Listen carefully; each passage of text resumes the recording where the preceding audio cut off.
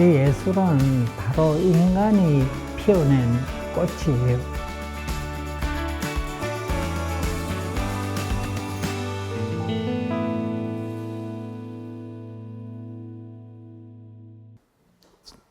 저는 김정명이라고 하고 1940년생이고요. 지금 나이로는 한 80이 됐나요?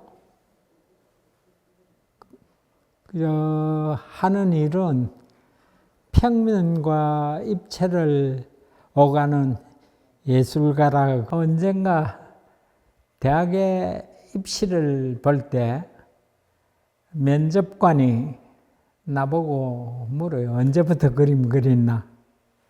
그래서 내가 그때 진지하게 대답하기로 아마 뻘뻘 길 때 연필이나 크레용이나 보이면 낙서한 게 아마 그때가 그림의 시초 아니겠느냐. 선생이 끌끌 웃더구먼요. 대주가 좀 있었는 모양이죠. 초등학교 때, 요즘은 초등학교라 그러시면 그때는 국민학교죠.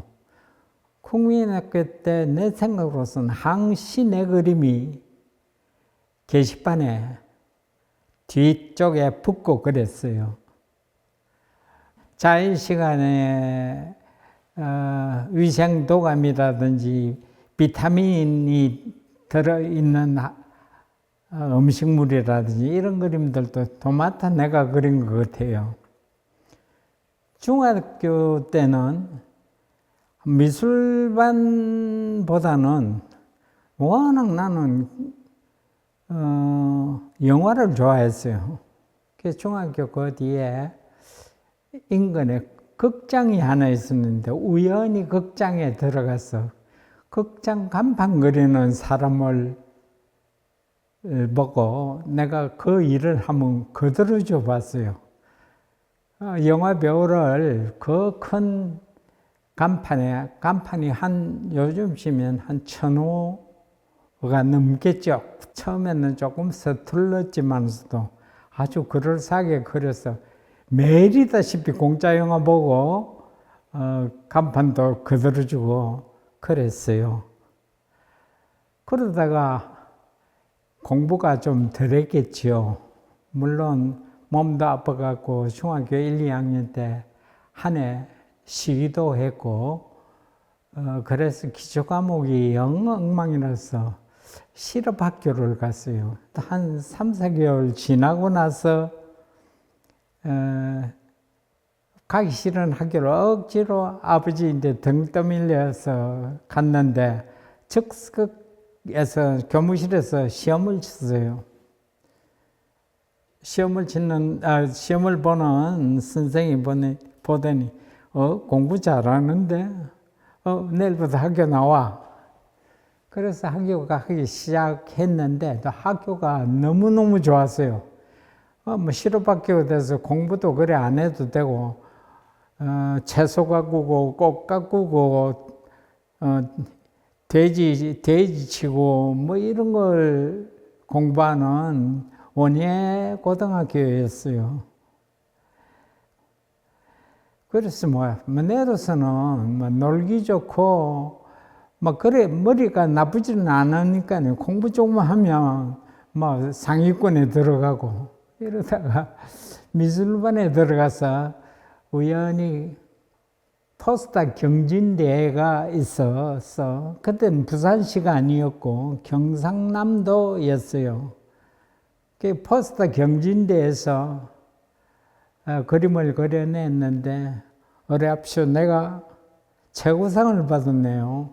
그때 양찬우라는 도지사상을 내가 받게 됐는데 야 이래가 안 되겠다. 미술 본격적으로 해봐야 되겠구나 해서 그때 부산에 유명한 송혜수라는 분이 계셨어요. 거기 입문하게 됐지요.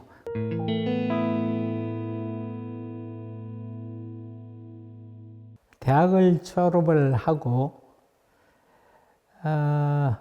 내가 서울 생활을 꽤나 오래 했어요. 군대 생활 3년 하고 대학 생활 4년 하고 이렇게 졸업을 늦게 했지요. 그림은 그 전에 한 10년 전부터 63년 때부터 조금 그림다운 그림을 그리기 시작해가지고 그림바닥에 이름이 알려지기 시작을 했지요. 졸업하고 나서 예술에 이게 예술이구나 하는 걸 알고 본격적으로 뛰어든 것이 아마 74년경일 거예요.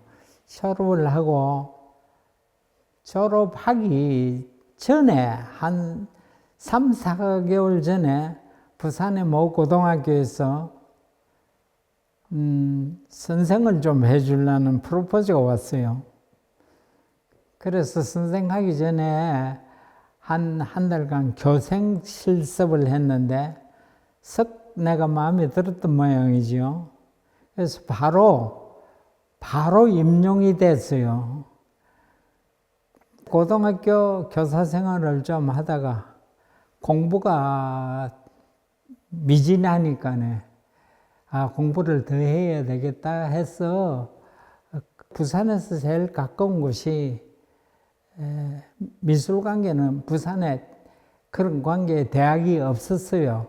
부산대학도 없었고 동아대학도 없었고 그래서 대구에 있는 계명대학 교육대학원을 갔어요.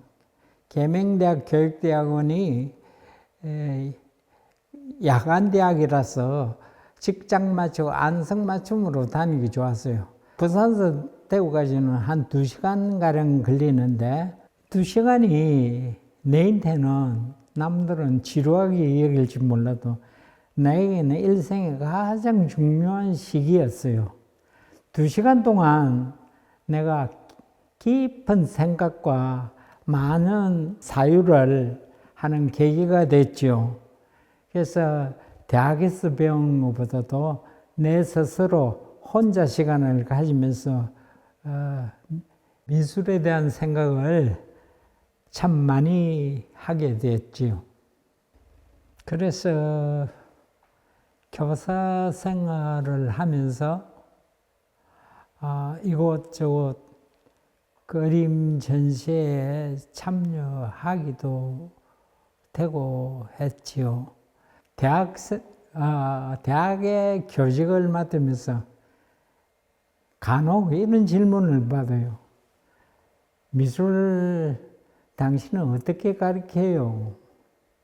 그래서 내가 반문을 해요. 미술을 어떻게 가르쳐?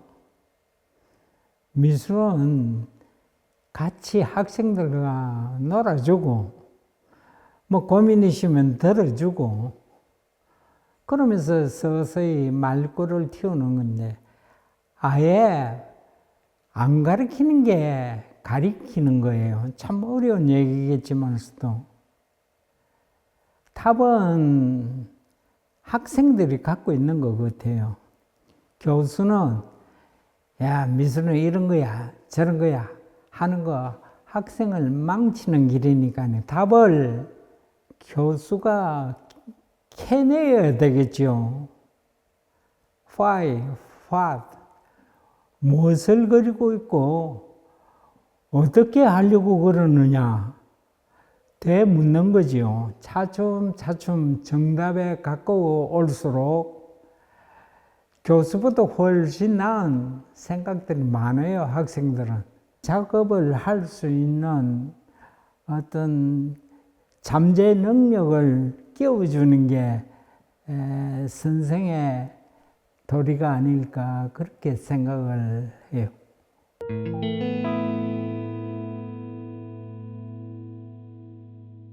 내 모든 게 나의 대표작 같아요.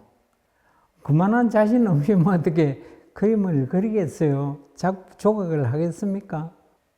제가 일본의 츠쿠바 대학 연구원 시절을 1년간 마치고 한국에 오니 부산 문화회관이 완공이 거진 다 돼가는 처지에 있었어요. 거기에 그 미술품을 넣겠다고 공모가 나왔어요. 부산에 내놓으랍시는 작가들이 전부 다 응모를 했는데 용케도 어떻게 내가 당첨이 돼가 그 큰 작업을 하게 됐어요. 한 6, 7개월에 걸쳐서 흙 작업을 다 끝내고 그걸 또 돌로 옮기는데 한 또 몇 개월이 걸렸어요. 그래갖고 완공을 했는데 내 손가락 작업을 한참 할 때예요.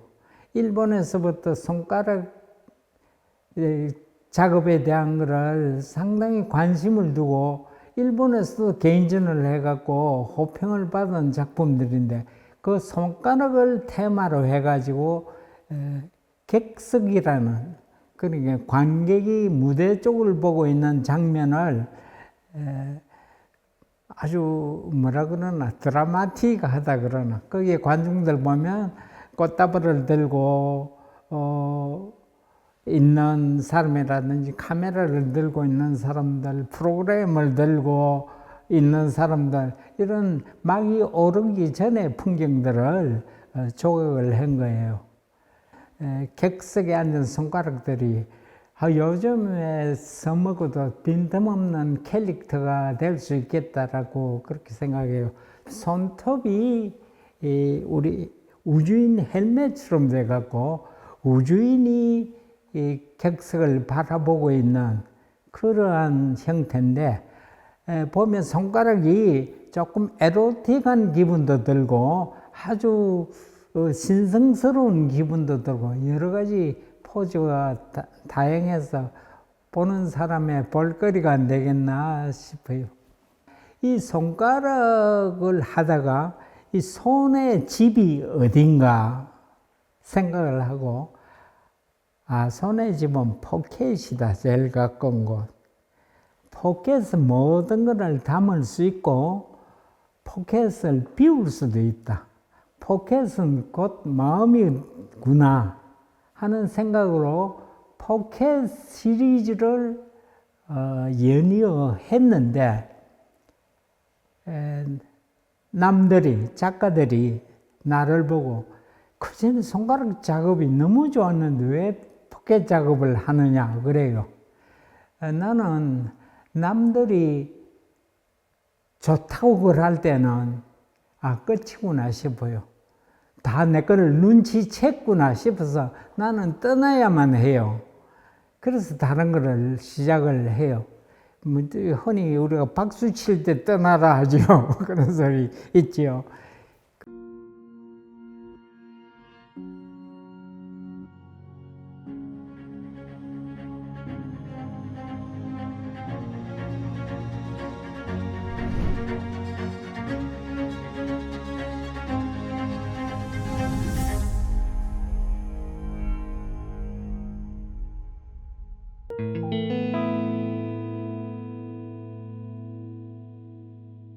재미난 작품도 있죠. 깡통, 우리가 흔히 보이는 캔, 마시고 버리는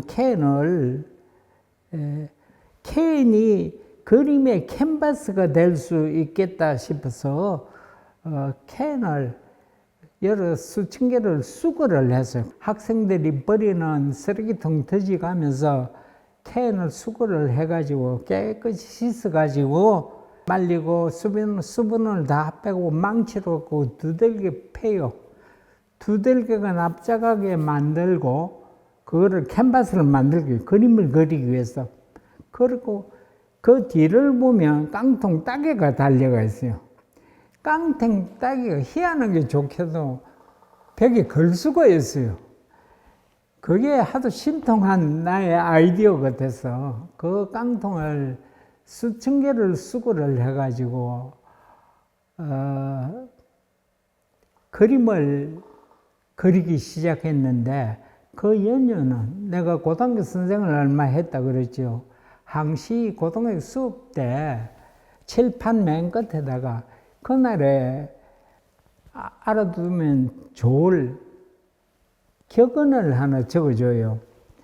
예술은 길고 인생은 짧다라든지 이런 격언을 주고 그런 기분이 깡통 작업할 때 옛날 고등학교 내가 교사 생활을 할 때 생각이 나서 깡통에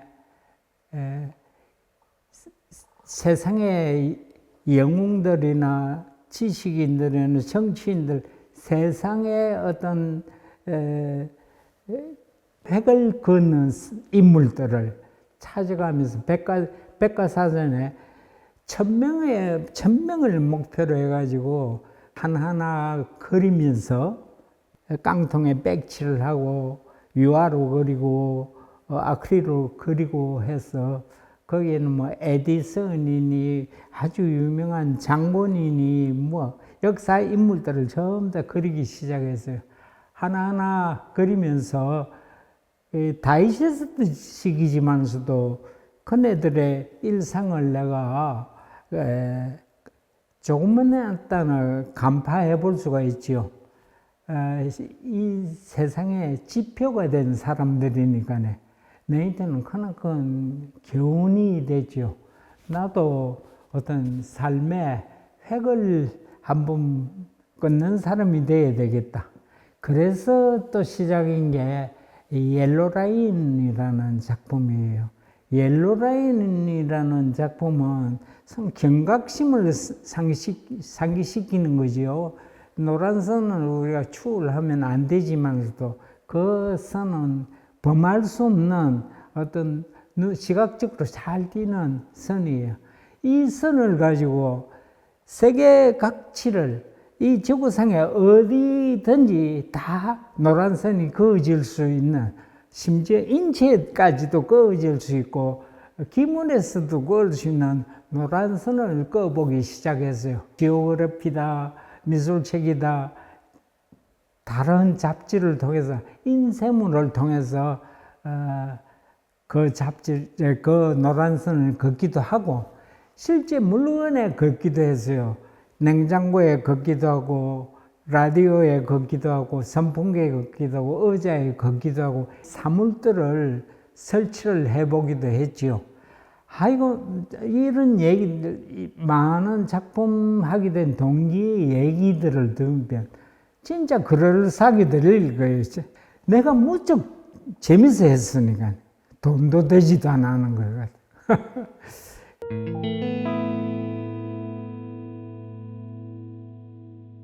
내가 작품을 하면 어릴 때부터 그런 기분이 많이 들었어. 학원에 미술 수업을 받을 때 내가 그런 소재를 갖고 그런 곳에 그리는 사람이 없을 거예요. 캔버스에다가 팔레트. 그때는 우리나라에 미술책이 없었어요. 안 나왔어요. 아무런 미술책도 없어. 간간히 내 고등학교 때 하이리아 부대에서 빠져나오는 군수 물품들 중에 미국은 책들이 있었어요. 광복등거리 야시장이 열렸어요. 거기서 아트 인 아메리카라는 책을 봤는데, 그때 앤디 워홀의 6개의 팔레트라는 작품. 내가 똑같은데 이거는 한 캔버스에 6개를 그린 거야. 그래서 내가 그 그림을 보고, 그 그림은 아무도 그림 취급을 안 할 때 나는 야, 이것도 그림의 소재가 되고 좋구나 하는 걸 느꼈으니까네. 아마 그런 그림들이 몇 점 있었을 거예요. 그게 지금 후세에 와서는 이런 작품 패러디의 근간이 됐는지도 모르지요. 들어오실 때 보셨을지 모르지만 1층에 머리라는 작품을 보셨을 거예요. 아마 높이가 2m 넘지요. 인간의 머리를 우주 공간으로 생각하고 만들었어요. 거기 별자리 머리라든지 이런 것도 아크릴 봉을 곳곳에 꼽아갖고 별자리를 만들어가지고 불을 켜면 정말 하늘의 별처럼 그렇게 돼요. 다른 머리, 쓰레기 머리는 지구상에 버려져 있는 모든 쓰레기가 될 만한 물건들, 전부 다 사야지가 있는 그런 머리가 있고, 또 한켠에는 우리가 식자가 되려면 책을 한 3,000권은 읽어야 된다고 그러지요. 책머리라는 이런 것도 있고, 또 뭐 내 손가락 테마로 하던 시절의 기억이 나서 손가락 테마로서 말하지 말고 듣지 말고 보지 말자 하는 우리 고사성어가 있죠.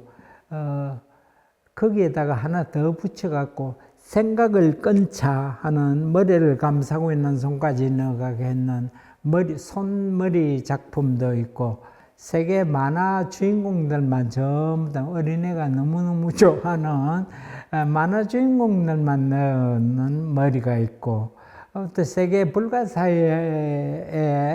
인간의 능력으로서 진짜 구현하기 어려운 불가사의한 작품들을 모아갖고 머릿속에 넣은 것도 있고, 세계 신앙들, 인간이 갈망하는 그런 신앙들, 그런 것만 모아가지고 만드는 조각도 있고, 여타 조각들이 많은데 일일이 설명을 다 못하겠네요.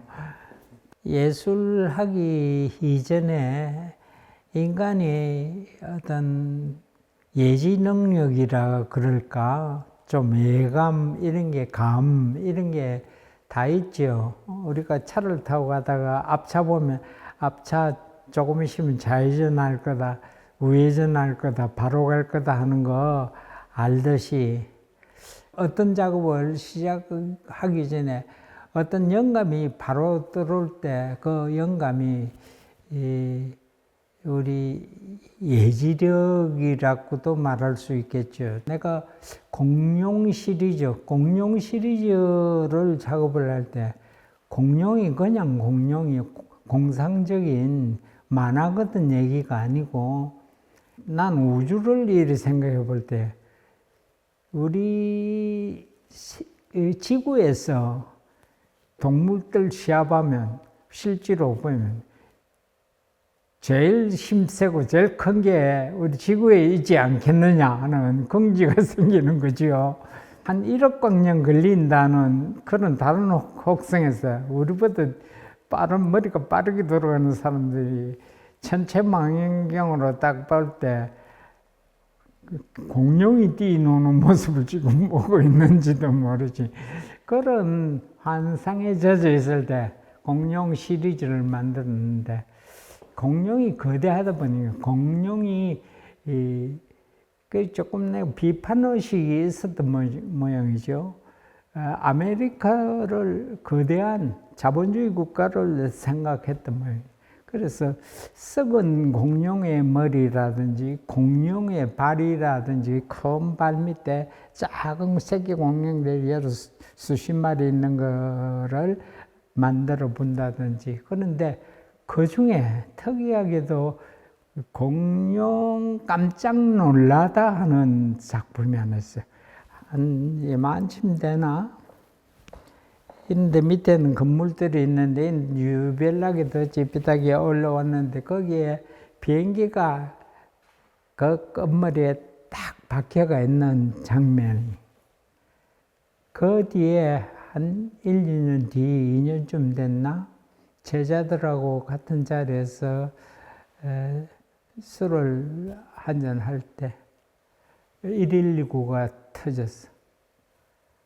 그때 와, 이거 선생님 작품이네요. 나도 보고 놀랐어요.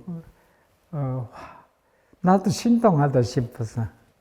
공룡을 만들기 시작한 게 그때만 하더라도 쥬라기 공원 이런 게 그 뒤에 나왔어요. 다. 내가 영화 감독 됐으면 쥬라기 같은 거 만들었을 거야. 그런 생각이 드네요.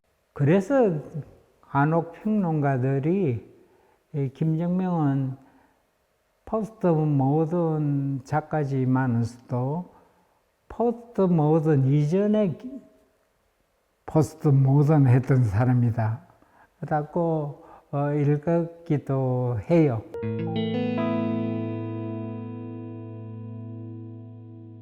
지금 하고 있는 작품을 한번 얘기를 해보지요. 지금 하고 있는 내 작품이 만들어진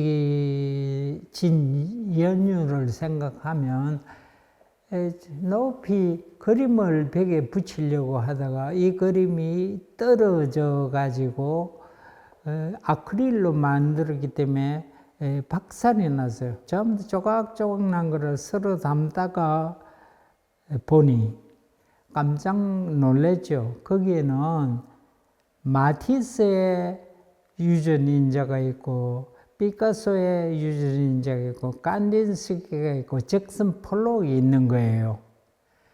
야, 여기에 숨결을 부여해야 되겠다 싶어서 그걸 서로 담다가 서로 담은 한 뭉치의 물감들을 내 작업대 위에 깔아놓기 시작했어요. 깔아놓으면서 그 밑에 아크릴이나 유리를 받쳐두고 거기에 생명을 부여하고 싶어서 우리 유충들처럼 꼬리를 붙여봤어요. 이것이 움직이는 형상으로 보여져요. 아마 저 뒤에 보이는 저런 작품들과 같은데 저런 작품을 크게 깔아두고 위아래로 겹쳐가면서 물감 조각을 넣어보고 꼬리를 넣어보니 그런 도중에 베토벤의 환상교향곡이 터졌어요. 그때 기분은 진짜 죽어진 작품을 그 음에 맞춰갖고 꼭 유형하는 그런 기분이었어요. 이것을 내 작품에 활용을 해봐야겠다. 그런 생각이 들어서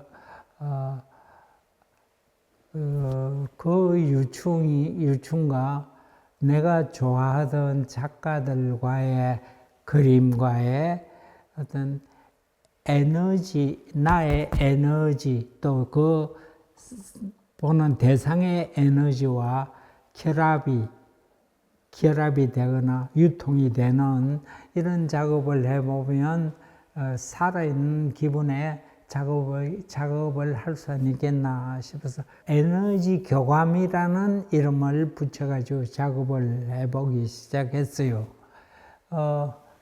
그러다가 또 작품이 거기서 조금 바뀌었어요. 내가 어릴 때 초등학교 들어가기 전에는 집에 공자라든지 소크라테스라든지 석가모니라든지 이러한 흑백 사진들이 저희 아버지가 붙였는지 삼촌이 붙였는지 붙제가 있는 그런 환경에서 자랐어요. 그게 한 중학교 때쯤 가서는 그게 또 바뀌고 내 방이 생기니까 거기에 가수라든지 영화 배우라든지 이런 스타들의 얼굴이 붙기 시작했어. 그러다가 대학 가서는 그런 게 없어지고 까뮤라든지 사르트르라든지 베토벤이라든지 이런 음악인이나 유명 작가들의 사진이 붙었어요. 알퐁스 도데라든지 이런 사진을 보면서 그 사람들의 작품을 연상하게 되지요. 금정고양이는 이렇다, 슈벨트의 겨울나그네는 이렇다, 이런 식으로 연상을 해요. 그러다 요즘 생각해 보니 그런 유명 인사들은 붙여봤으면서 왜 정작 내가 존경했어야 될 미술인 사진은 한 번도 안 붙여봤는가? 그런 생각이 문득 들어가지고 정말 내가 이때까지 이렇게 외롭게 혼자서 작업을 해왔는데 정작 미술인 사진을 잊고 있었구나. 그런 연유도 있겠죠. 아류라든지 답습이라든지 이런 소리가 듣기 싫어서 그런 걸 더 배제했는지도 모르겠지만서도 아마 내가 이렇게 외로운 작업을 하는데 용기를 줬던 사람들이 바로 듀샹이고 미켈란젤로고 마티스고 피카소가 아니었겠는가 해서 그들에게 경의를 표하기 위해서 지금 하고 있는 작업은 제목이 바로 그거예요. 그들에게 경의를 하는. 관객이 있고 그네들의 작품이 있고 그네들의 사진이 있고 하는 곳에 나의 에너지의 교감, 유통이 들어가는 그런 작업을 하는데 이제서 철이 들었는지 그런 사람이 그렇게 존경스럽고 좋네요.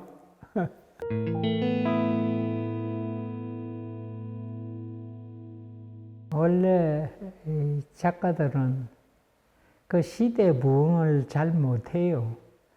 조금 엉뚱한 삶을 사는 사람들이 태반이지요. 이거는 배운다고 되는 게 아니고 정 능력이 떨어져서 그런 것도 아니고 한 가지만 자꾸 집착을 해서 그런 거겠죠. 그래서 사회로부터 많이 외면을 당하는 경우도 들어 있어요. 그 작품을 어떤 때는 작품으로서 생계를 유지해야 되겠다는 생각도 그 생각은 건물인데 이 작품이 돈이 된다, 이 작품이 명예를 가져온다는 것은 정말로 생각해서는 안 되는 건데 간혹 작품 누가 가져가 주시면 좀 좋을 텐데 하는 이런 생각, 막연한 생각도 들 때가 없지 않아 있지요. 남들은, 내 친구들은 다 그림으로서 부유하게 살고 떵떵거리고 이름도 날리고 잘 사는데 나는 왜 이럴까?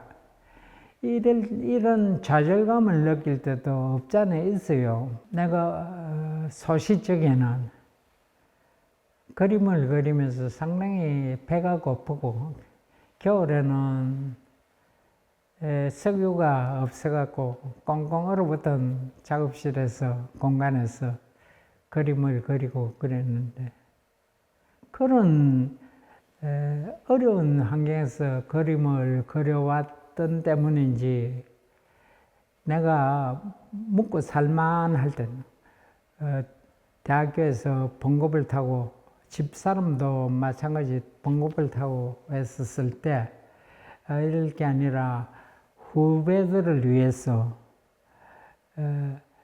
조그마한 미술 공간을 하나 만들어야 되겠다 해서 한 성에다가 부산대학 내 근무처도 가깝고 해서 킴스 아트빌드라는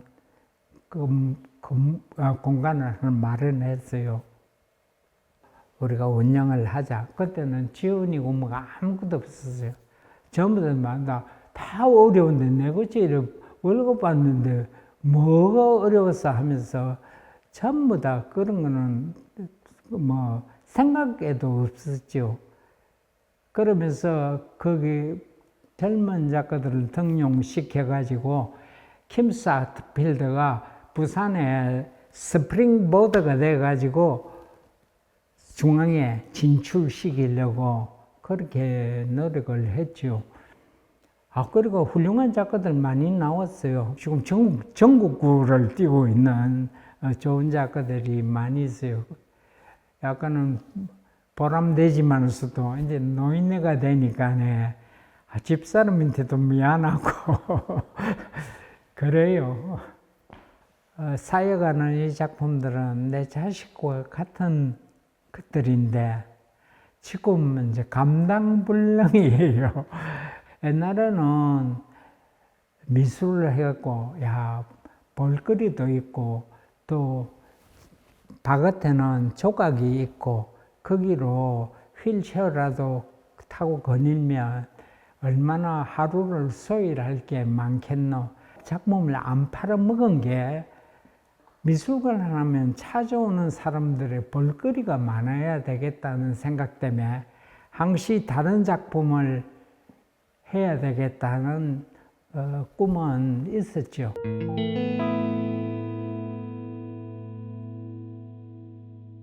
미술은 첫째는 나는 그래요. 아름다워야 된다. 이 예술은 바로 인간이 피워낸 꽃이에요. 그래서 꽃을 제대로 생명 있는 꽃을 만들어 봐야 되겠다는 내 꿈이 서리가 있는 건데 혼신을 바쳤어. 그 꽃을 키우는데 어떤 아픔이 안 있겠어요. 새끼를 놓거나 자식을 기르거나 이런데 아픔 없이는 아름다움이 어디 생기겠습니까? 기쁨이 서리가 있는 아픔이니까 여태까지 이런 걸 하고 있었겠지요. 그런데 참 이 정신적으로 살아가는 사람들이 참 어려운 것 같아요. 너무 물질로서 간음을 하니까 그림도 간혹 집에 어떤 장식용이 되기 쉽고 책들도 내 이런 책 봤다 해갖고 대백 가서 집에 쫙 꽂아놓고 장식용으로 하는 사람들도 간간히 TV로도 보건 우리가 많이 목격을 하고 있어요. 그래서 정신보다도 더 외적인 물질에 더 너무 치중하느냐 싶어요. 우리 어릴 때는 정말 배고프게 공부를 해서 그때는 다 못 살았겠지만 이제는 너무 비교적으로 가난이 너무 많아져서 물질은 풍요로운데 정신이 너무 가난해진 것 같아요. 뭐 인간이니까 욕심은 다 있겠죠. 그 욕심을 사회적으로 돌리면 그런 욕심이 되는데 나는 작품에 그런 생각들을 돌렸는지 그럴 때마다 윗대 선배들, 스승들을 생각해 봐요. 고등학교 때는 프리다 칼로라는 작가에 대해서 깊이 빠진 적이 있어요. 이 사람은 어릴 때 교통사고로 완전 몸이 마비가 되고 누워서 그림을 캔버스를 위에 붙여두고 그림을 그리고 했죠. 이런 불굴의 의지로 살아가는 사람들이 많아요. 그런 그림을 또 내 작업실에 한 장 붙이는 내가 이런 말을 붙여서 보내놨어요. 불굴의 의지는 최상의 명약이다. 잘 산다는 의미는 돈 있으면 누가 못 사노 하지만 돈 없이도 잘 살 수 있는 게 잘 사는 거 아니겠어요? 그죠? 그래요. 그런 선배들을 보면 참 내가 길을 잘 택했구나. 너무 잘 택했구나. 아직까지 감사하면서 지 꿈의 그림들이 그들에게 경의를 하는 그림들을 하고 있다고 그랬죠. 그래요. 인생이 100이라면 한 50살 정도는 내가 어떤 세계에서 어떤 식으로 살아가야 되겠다 하는 그 목표지향점이 없으면 안 될 것 같아요. 20대부터 내는 누구인가, 나는 무엇인가 하는 게 맨날 고민이 그것이에요. 내가 어떤 사람인가 하는 게 미술로서 확인을 해보기 위해서 내 마음속으로 돌아다니는 미술의 여행이 아까도 얘기했나 어떤 세계 여행보다도 관광지 찾아다니는 것보다도 재미가 있었어요. 이렇게 자기가 하는 작업을 내팽개치고 또 다른 데 도전을 해보고 하는 이런 정말로 사업하는 사람들이나 군대에 있는 사람이나 어디 죽음을 겁내고 두려워하고 이러면 어디 일이 되겠어요? 그림도 예술도 마찬가지라고 생각하거든요.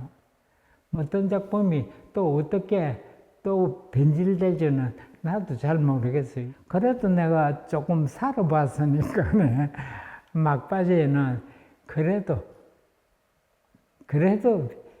미술 하는 사람으로서 살았구나 하는 우리 자식인데 따나 긍지를 심어주고 싶어. 그래도 아빠는 뭐 상호바람에 휘둘리지 않고 그래도 이래 살았는데 하는 이 생각만이라도 가져주면 돈 몇 번 주는 것보다 더 안 낫겠어요.